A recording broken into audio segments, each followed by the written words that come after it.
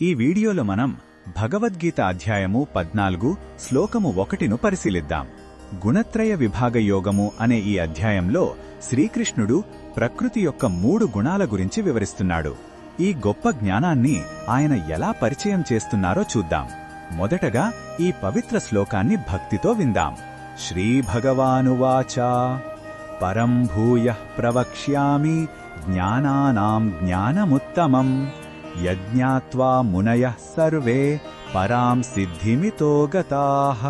ఈ శ్లోకం అర్థమేమిటంటే, శ్రీకృష్ణ భగవానుడంటున్నాడు, అర్జునా, నేను నీకు మరలా జ్ఞానములలో అత్యుత్తమమైన దానిని చెబుతాను.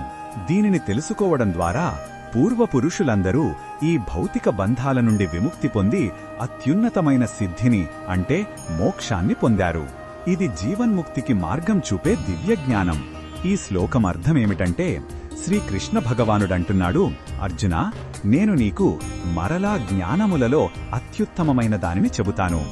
దీనిని తెలుసుకోవడం ద్వారా పూర్వపురుషులందరూ ఈ భౌతిక బంధాల నుండి విముక్తి పొంది అత్యున్నతమైన సిద్ధిని అంటే మోక్షాన్ని పొందారు. ఇది జీవన్ముక్తికి మార్గం చూపే దివ్యజ్ఞానం. ఈ శ్లోకంలో ఉన్న భావం మనకు ఏమి చెబుతుందంటే, ఇక్కడ శ్రీకృష్ణుడి కారుణ్యం స్పష్టంగా కనిపిస్తుంది. ఆయన మనల్ని ఈ సంసార చక్రం నుండి బయటపడేయాలని తపన పడుతున్నారు. అందుకే ఈ జ్ఞానం ఉత్తమమైనది అని ఎందరో మునులకు మోక్షాన్ని ఇచ్చిందని భరోసా ఇస్తున్నారు. ఇది మనలో శ్రద్ధను పెంచుతుంది. ఈ బోధనను మన దైనందిన జీవితంలో ఎలా ఉపయోగించుకోవచ్చంటే, మనం మన జీవితంలో ఎన్నో విషయాలు నేర్చుకోవడానికి ప్రయత్నిస్తాం. కానీ ఈ శ్లోకం మనల్ని ఆత్మజ్ఞానం వైపు ప్రోత్సహిస్తుంది. లౌకిక జ్ఞానం తాత్కాలికం, కానీ ఆధ్యాత్మిక జ్ఞానం శాశ్వత శాంతిని ఇస్తుందని గుర్తుంచుకోవాలి.